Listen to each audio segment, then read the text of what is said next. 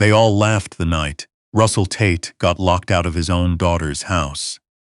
But nobody was laughing 6 months later when his German shepherd dug through the floor of a condemned church in the Appalachian hills and uncovered a fortune that had been buried since 1943.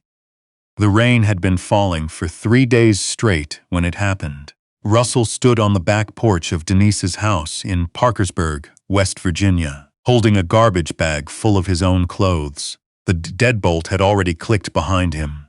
Through the kitchen window, he could see Denise and her husband, Lyle, sitting at the table, not even looking in his direction. The porch light was off.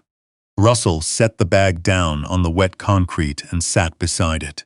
Gunnar pressed against his leg immediately. The German shepherd's ears were flat, his amber eyes scanning Russell's face the way he always did when things went wrong. Russell placed a hand on the dog's broad neck.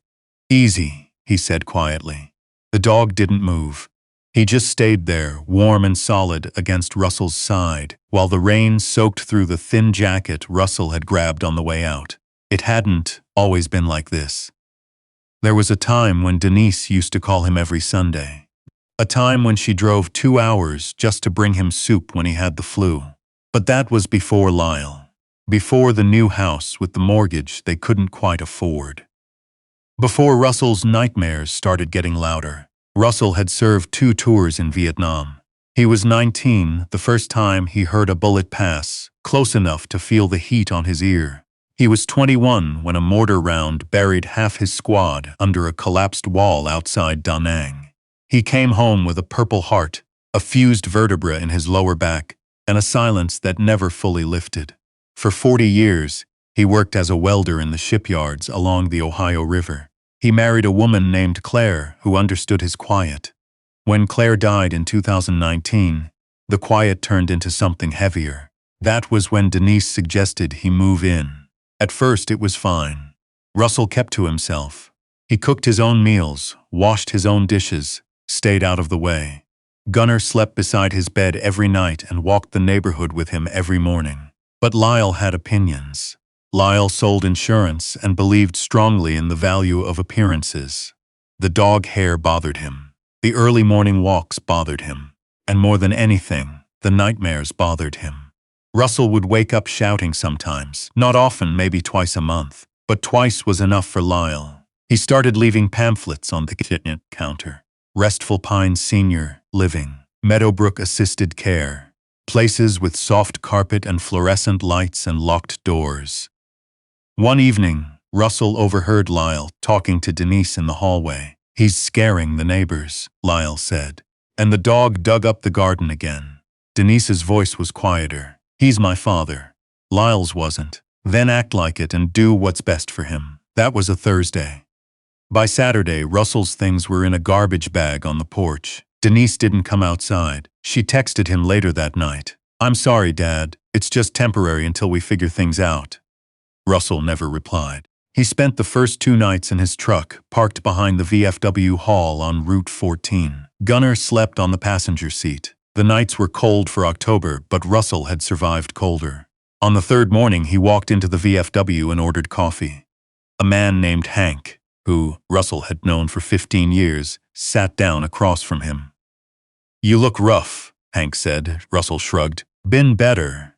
Hank studied him for a moment. "You got somewhere to go?" Russell didn't answer. Hank leaned back. "A buddy of mine up in Braxton County passed last year. Left behind some property. There's a church building on it, old as dirt. Nobody's claimed it yet." Russell looked up. Hank continued. "His name was Virgil Stamper. We served together in '68. He had no family, no kids, spent his last years up in those hills alone. The county's been trying to figure out what to do with the place." Russell frowned. "What's that got to do with me?" Hank reached into his coat pocket and pulled out a folded piece of paper. "Because Virgil left a will and your name is in it." Russell stared at the paper. "That's not possible. I barely knew him." Hank set the paper on the table. "He knew you. Said you helped him change a tire once, back in '84, on the side of the highway near Sutton. Said you wouldn't take money for it. Spent about 20 minutes talking to him about the war. Virgil never forgot that. Russell picked up the paper slowly. The words were typed in plain language. Last will and testament of Virgil Stamper. Sole beneficiary, Russell Tate. Property described as a stone church structure and 12 acres of surrounding woodland located in Braxton County, West Virginia. Russell read it twice. Gunnar sat beside the table, watching him. Hank tapped the paper. Might not be much, might be falling apart, but it's a roof. Russell folded the paper carefully and slid it into his shirt pocket. The drive to Braxton County took just under 2 hours. The road narrowed past flat woods, winding through dense hardwood forests that climbed steadily into the Appalachian ridgeline. Gunnar rode in the passenger seat with his nose near the cracked window, ears shifting with every new sound. Russell drove slowly. The truck was old, a 2004 Chevy, with rust creeping along the wheel wells, but it ran steady. The land grew wilder with every mile. Houses thinned out, the pavement gave way to gravel, then to packed dirt. When Russell finally found the property, he stopped the truck and sat for a long moment. The church stood alone in a small clearing surrounded by oak and hickory trees. It was built from rough-cut stone, the kind quarried by hand over a century ago. A simple steeple rose from the front, its wooden cross slightly tilted. The windows were boarded over. Ivy had climbed halfway up the eastern wall. A rusted iron gate marked the entrance to a small graveyard beside the building, where a handful of mossy headstones leaned in different directions. Russell stepped out of the truck. The air smelled like damp earth and fallen leaves. Gunnar jumped down and immediately began circling the building, nose working close to the ground. The dog moved with purpose, the way he always did in unfamiliar territory. Every few steps he paused, listened, then continued. Russell walked to the front door. The wood was swollen from moisture, but when he pushed, it gave way with a deep groan. Inside, the church was one large room. Wooden pews lined both sides, most of them cracked or tilted. A stone altar stood at the far end, covered in dust. Pale light filtered through gaps in the boarded windows, casting thin lines across the floor. The air inside was cold and still. It smelled like stone and old wood, and something faintly metallic.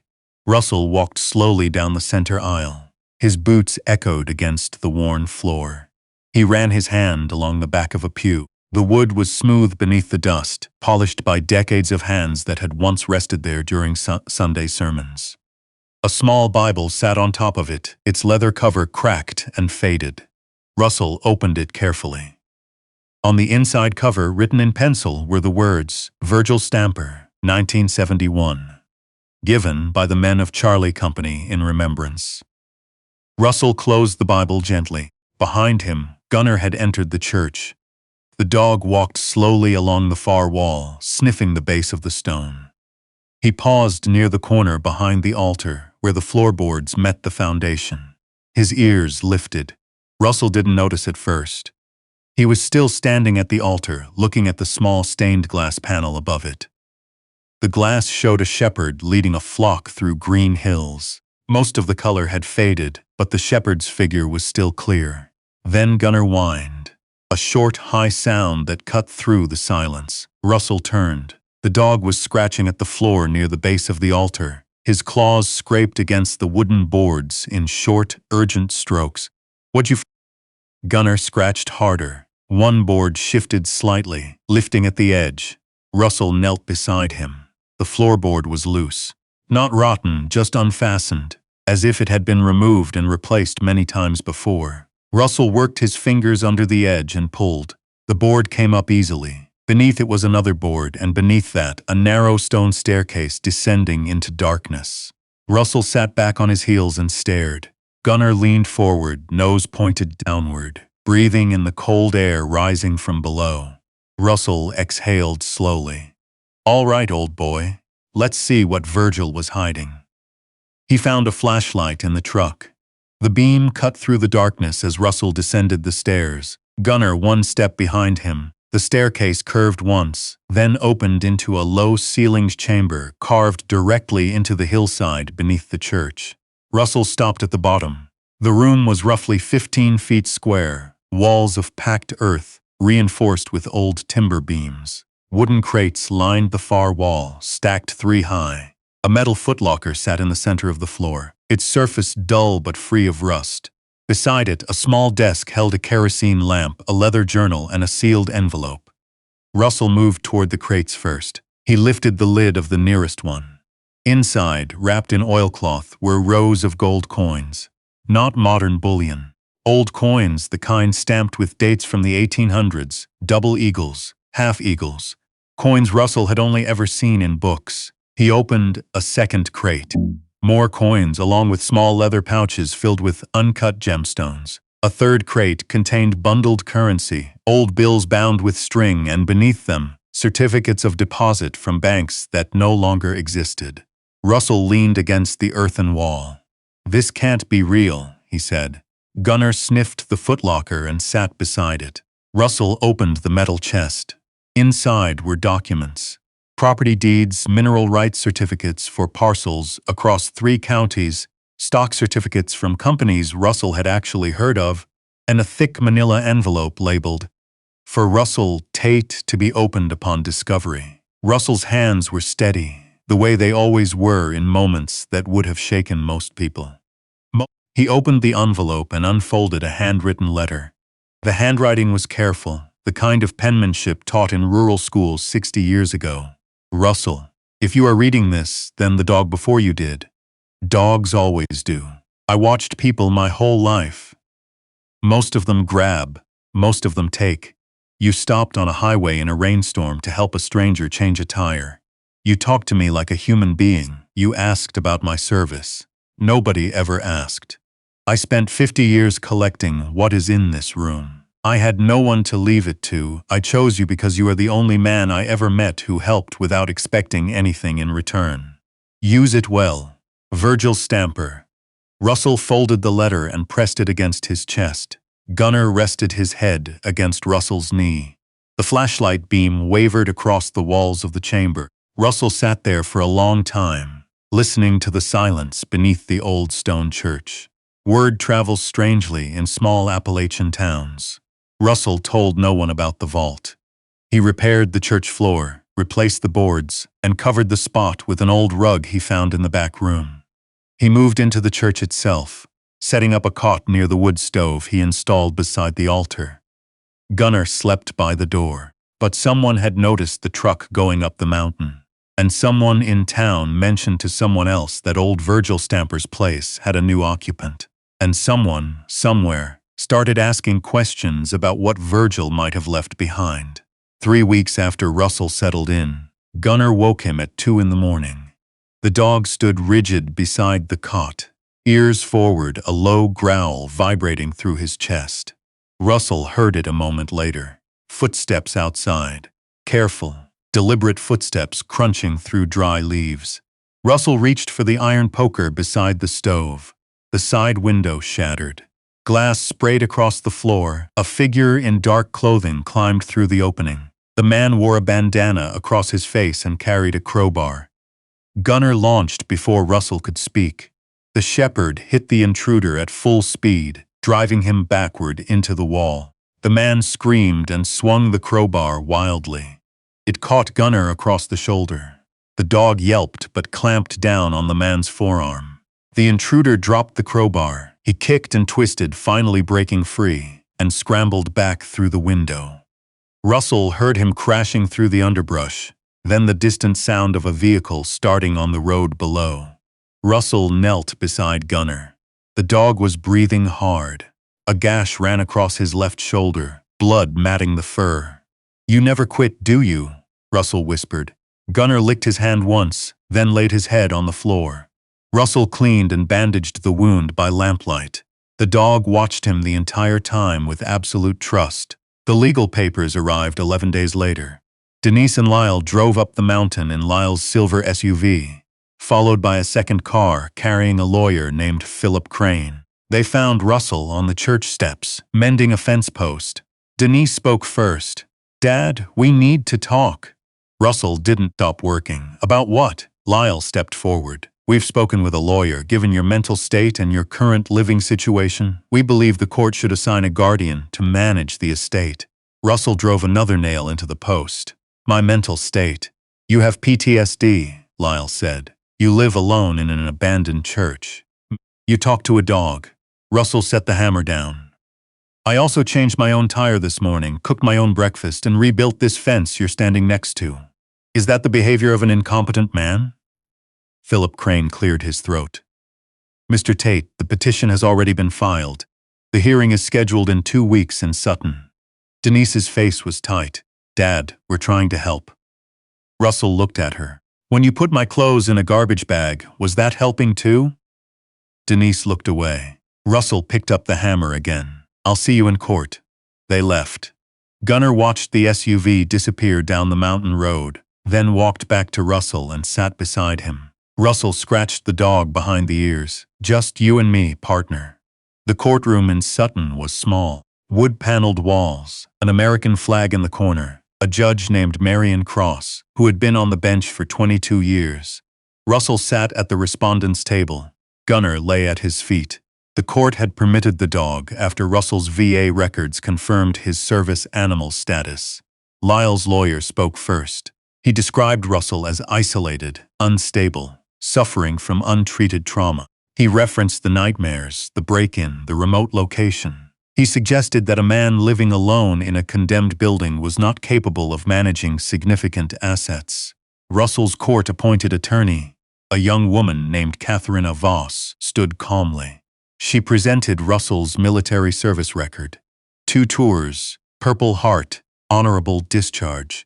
She presented his work history. 40 years at the shipyard, never missed a payment, never filed for bankruptcy. She presented a letter from his VA therapist confirming that while Russell experienced PTSD symptoms, his cognitive function and decision-making capacity were fully intact. Judge Cross looked at Russell. Mr. Tate, do you understand what's being asked here today?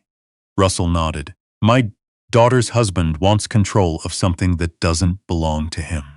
Lyle shifted in his seat.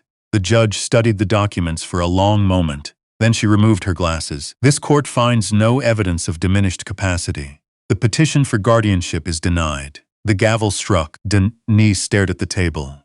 Lyle's jaw tightened. Philip Crane closed his briefcase without a word. Russell stood. Gunnar stood beside him. On the way out, Denise caught his arm in the hallway. Dad, she said. Her voice cracked slightly. I'm sorry. Russell looked at her for a long time. There was still something of Claire in her face, around the eyes, in the way her mouth trembled when she was trying not to cry. I know, he said, but sorry doesn't undo a garbage bag on a porch. He walked out into the afternoon light. The months that followed were quiet. Russell repaired the church properly. He replaced the windows. He patched the roof. He installed a wood-burning stove that kept the entire building warm through the worst weeks of winter. Gunnar's shoulder healed fully, though a thin scar remained beneath the fur. Russell began making trips into Sutton. He visited the VFW hall. He sat with men he recognized, not by name but by the look behind their eyes. Men who had carried things home from wars that no one wanted to hear about. One evening, he sat on the church steps and watched the sun drop behind the ridgeline. The valley below filled with golden light. Gunnar lay beside him, muzzle gray now, breathing slowly. Russell looked out across the 12 acres of woodland. The oaks were turning red and gold. A hawk circled above the far tree line. He made a decision. Over the next year, Russell used the contents of the vault carefully. He hired contractors from the county.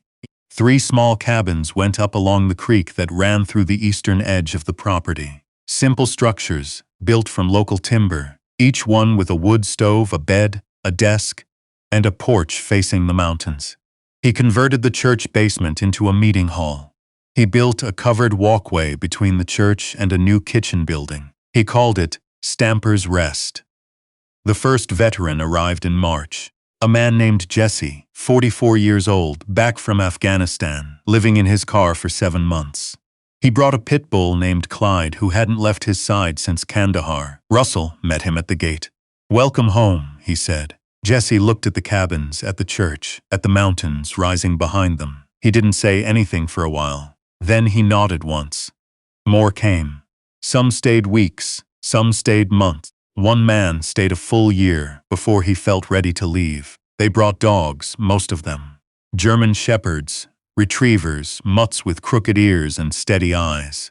The dogs understood the place before the men did. They found their corners, settled in, and kept watch. Russell never told anyone about the vault. He had the assets converted quietly through a lawyer in Charleston, moved into a trust that funded Stamper's rest indefinitely. On an evening in late October, 2 years after Russell first drove up the mountain, he sat on the church steps for the last time that day. Lantern light glowed from 3 cabins along the creek. Voices carried faintly through the trees. Somewhere, a man was laughing, a sound Russell hadn't heard from that particular voice before. Gunner lay beside him, older now, slower, but still there. Russell rested his hand on the dog's side and felt the steady rhythm of his breathing. "You know something, Gunner." The dog opened one eye. "Virgil left me a vault full of gold, but the most valuable thing he ever gave me was the reason to use it." Gunner's tail moved once against the wooden step. If this story stayed with you, take a second and let us know. Comment 1 if you believe loyalty like Gunner's still exists in this world. Comment 0 if you think we need more of it. And tell me where you're watching from in the comments. Your city, your state, your country. I read every single one, and I want to know how far this story reached. If you believe the bond between a veteran and his dog is something worth honoring, consider subscribing to the channel. There are more stories coming. Stories about courage, stories about loyalty, and stories about the dogs who never walk away. I'll see you in the next one.